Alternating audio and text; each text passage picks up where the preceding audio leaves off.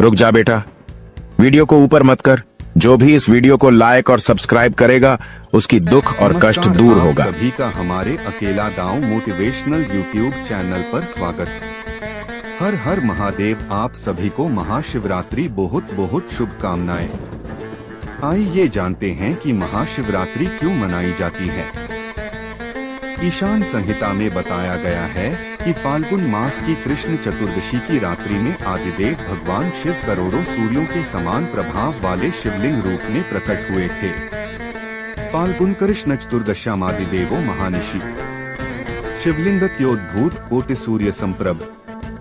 ज्योतिष शास्त्र के मुताबिक फाल्गुन कृष्ण चतुर्दशी तिथि में चंद्रमा सूर्य के नजदीक होता है। उसी समय जीवन रूपी चंद्रमा का शिव रूपी सूर्य के साथ योग मिलन होता है। सूर्य देव इस समय पूर्णतः उत्तरायण में आ चुके होते हैं तथा ऋतु परिवर्तन का यह समय अत्यंत शुभ कहा गया है। माना जाता है कि सृष्टि की शुरुआत में इसी दिन आधी रात में भगवान शिव का निराकार से साकार रूप में ब्रह्मा से रुद्र के रूप में अवतरण हुआ था। प्रलय की बेला में इसी दिन प्रदोष के समय भगवान शिव तांडव करते हुए ब्रह्मांड को तीसरे नेत्र की ज्वाला से भस्म कर देते हैं। इसलिए इसे महाशिवरात्रि या जलरात्रि भी कहा गया है। इस दिन भगवान शंकर की शादी भी हुई थी, इसलिए रात में शंकर की बारात निकाली जाती है। रात में पूजा कर फलाहार किया जाता है। अगले दिन सवेरे जौ, तिल, खीर और बेल पत्र का हवन करके व्रत समाप्त किया जाता है। महाशिवरात्रि व्रत कथा के अनुसार चित्रभानु नामक एक शिकारी था। जानवरों की हत्या करके वह अपने परिवार को पालता था। वह एक साहूकार का कर्जदार था, लेकिन उसका ऋण समय पर न चुका सका। क्रोधित साहूकार ने शिकारी को शिवमठ में बंदी बना लिया। संयोग से उस दिन शिवरात्रि थी। शिकारी ध्यानमग्न होकर शिव संबंधी धार्मिक बातें सुनता रहा। चतुर्दशी को उसने शिवरात्रि व्रत की कथा भी सुनी। शाम होते ही साहूकार ने उसे अपने पास बुलाया और ऋण चुकाने के विषय में बात की। शिकारी अगले दिन सारा ऋण लौटा देने का वचन देकर बंधन से छूट गया। अपनी दिनचर्या की भांति वह जंगल में शिकार के लिए निकला, लेकिन दिन भर बंदी गृह में रहने के कारण भूख प्यास से व्याकुल था। शिकार खोजता हुआ वह बहुत दूर निकल गया। जब अंधकार हो गया तो उसने विचार किया कि रात जंगल में ही बितानी पड़ेगी। वह वन एक तालाब के किनारे एक बेल के पेड़ पर चढ़कर रात बीतने का इंतजार करने लगा। बिल्व वृक्ष के नीचे शिवलिंग था जो बिल्व पत्रों से ढका हुआ था। शिकारी को उसका पता न चला। पड़ाव बनाते समय उसने जो टहनियाँ तोड़ी वे संयोग से शिवलिंग पर गिरती चली गई। इस प्रकार दिन भर भूखे प्यासे शिकारी का व्रत भी हो गया और शिवलिंग पर बिल्वपत्र भी चढ़ गए। एक पहर रात्रि बीत जाने पर एक गर्भिणी हिरनी तालाब पर पानी पीने पहुंची। शिकारी ने धनुष पर तीर चढ़ाकर ज्यों ही प्रत्यंचा खींची। हिरनी बोली, मैं गर्भिणी हूँ, शीघ्र ही प्रसव करूँगी। तुम एक साथ दो जीवों की हत्या करोगे, जो ठीक नहीं है। मैं बच्चे को जन्म देकर शीघ्र ही तुम्हारे समक्ष प्रस्तुत हो जाऊंगी, तब मार लेना। शिकारी ने प्रत्यंचा ढीली कर दी और हिरनी जंगली झाड़ियों में लुप्त हो गई।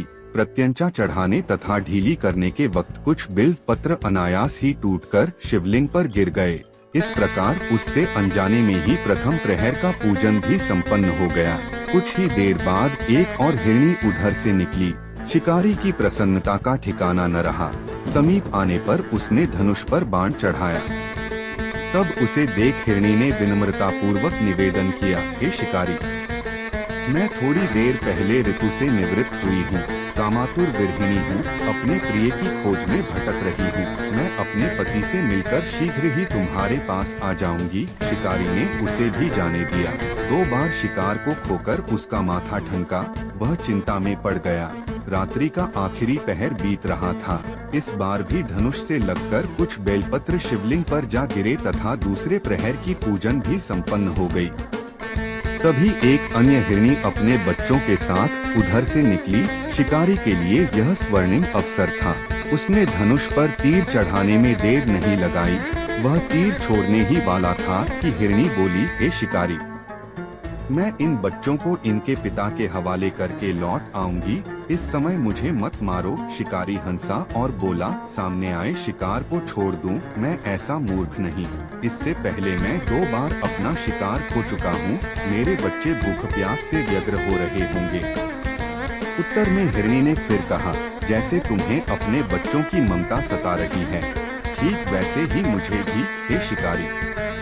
मेरा विश्वास करो, मैं इन्हें इनके पिता के पास छोड़कर तुरंत लौटने की प्रतिज्ञा करती हूँ। हिरनी का दुख भरा स्वर सुनकर शिकारी को उस पर दया आ गई। उसने उस मृगी को भी जाने दिया।